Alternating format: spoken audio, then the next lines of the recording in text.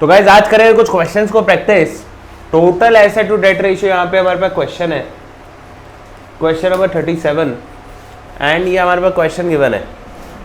इन questions को करने से पहले मैंने आपको जब इंट्रोडक्शन दिया था इस टॉपिक का पर्टिकुलरली, तो मैंने एक चीज़ सिखाई थी। मैम यहाँ ध्यान दें, हमने एक चीज़ सिखाई थी। वो चीज़ क्या थी कि बैलेंस शीट याद रखो। बैलेंस शीट याद है तो almost every question of this solvency ratio can be done. 3 ratios है सॉल्वेंसी में ये, और एक इन्वेंट्री टर्नओवर है, उसको अलग रखते हैं। हम 3 को पहले सीख रहे हैं, proprietary, total asset to debt और डेट इक्विटी रेशियो। इन 3 रेशियोज को करने के लिए आपको क्या आना चाहिए भाई? आपको आना चाहिए भैया बैलेंस शीट के बारे में। बैलेंस शीट में क्या कितनी आइटम होती है भाई? इस साइड्स पे लायबिलिटी एंड कैपिटल होता है और इस साइड्स पे एसेट होता है, ठीक है ना। इस साइड पे जो एसेट होते हैं वो कितने प्रकार के एसेट होते हैं? 2 प्रकार के होते हैं, एक नॉन करंट और एक करंट। अब नॉन करंट में आपके फिक्स्ड एसेट्स आते हैं, आपके इंटेंजिबल एसेट्स आते हैं, आपके नॉन करंट इन्वेस्टमेंट्स आते हैं, ये सब आते हैं।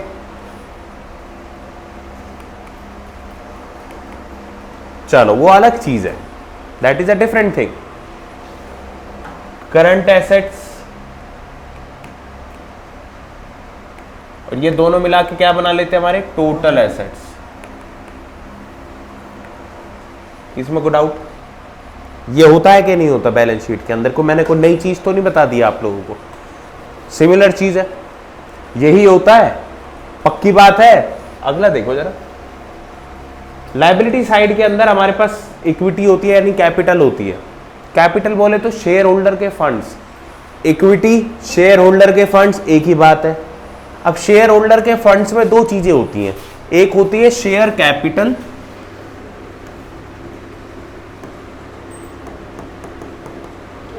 और एक होते हैं रिजर्व्स एंड सरप्लस, और दोनों मिलके क्या बना देते हैं? दोनों मिलके क्या बनाते हैं भाई? इक्विटी या फिर शेयर होल्डर के फंड्स, ठीक है जी।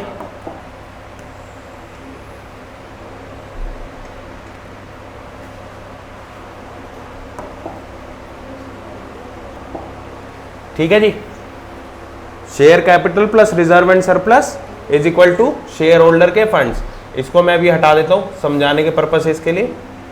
इसके यहां पे हम लिखते हैं भैया इक्विटी। बात क्लियर है भाई? है?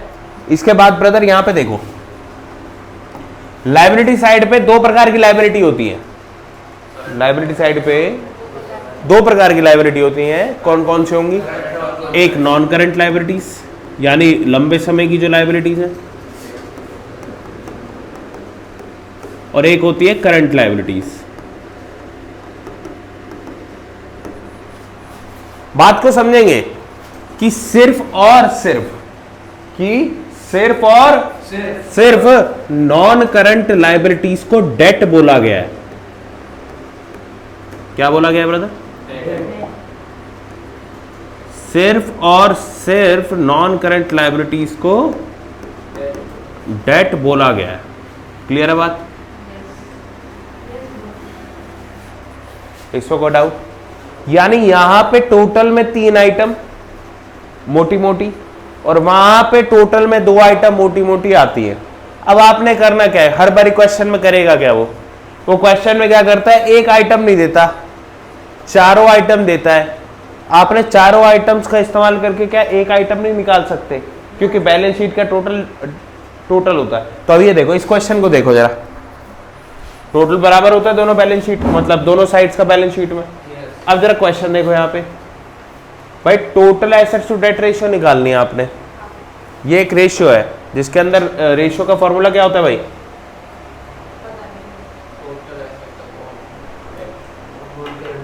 Total assets to debt ratio का फॉर्मूला होता है टोटल एसेट्स अपॉन में डेट। ठीक है भाई, डेट मतलब खाली non current liabilities.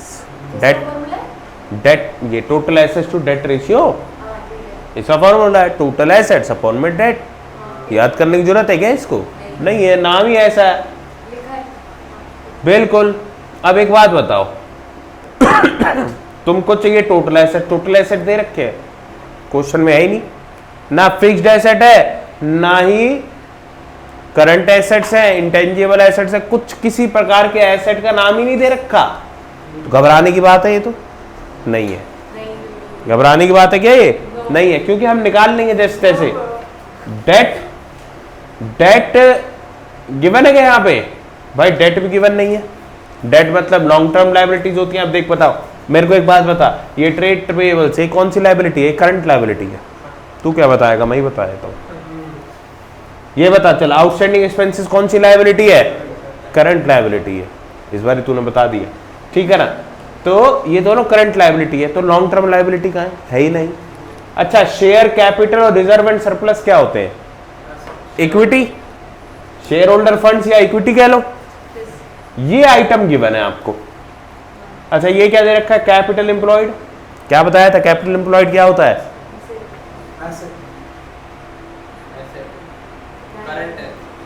Capital employed क्या होता है गाइस?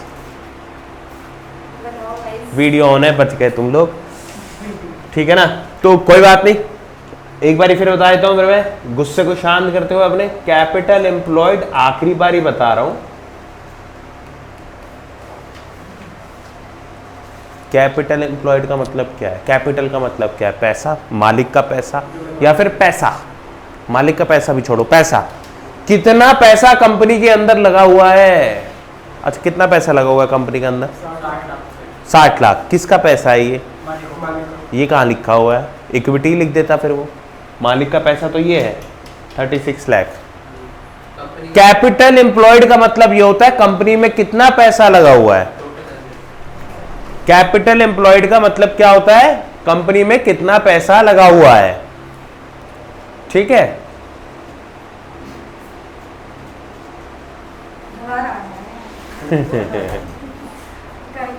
आंटी जी रिकॉर्डिंग चल रही है।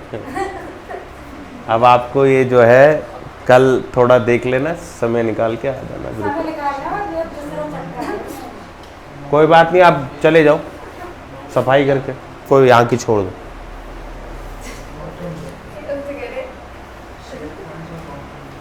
अरे बंद कर यार इसको, दोबारा चालू कर।